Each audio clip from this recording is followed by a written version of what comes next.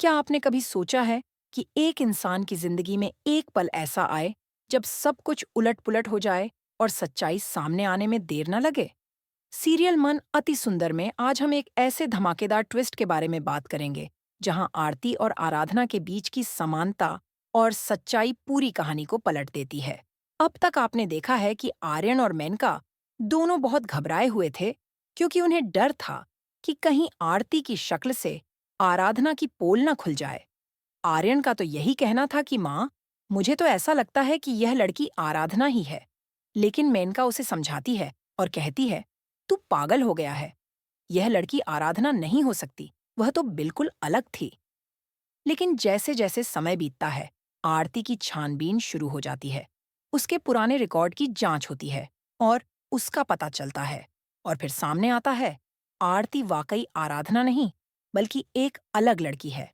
हाँ, दोस्तों, अब आरंभ और आरती की पूरी साजिश का पर्दाफाश होता है और आराधना को किडनैप करके रखा जाता है।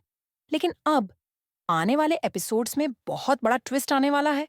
जब आरती माधव के घर में होगी, तभी आराधना घर में लौट आएगी। और यह वही पल होगा जब आराधना और आरती की शक्लों की समानता देखकर आरती भी चौंक जाएगी, क्योंकि आराधना माधव से बहुत प्यार करती थी।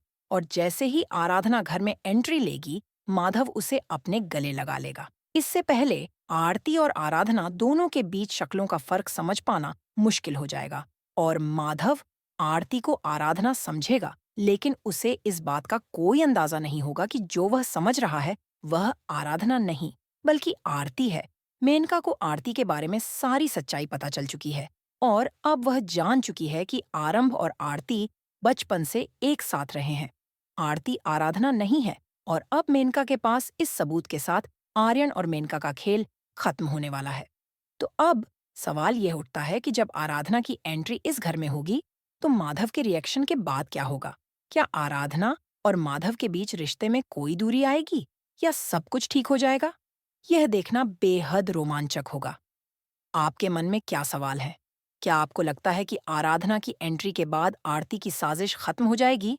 कमेंट बॉक्स में अपनी राय जरूर दें। और अगर आप आराधना को सपोर्ट करना चाहते हैं, तो कमेंट बॉक्स में आई सपोर्ट आराधना लिखना न भूलें।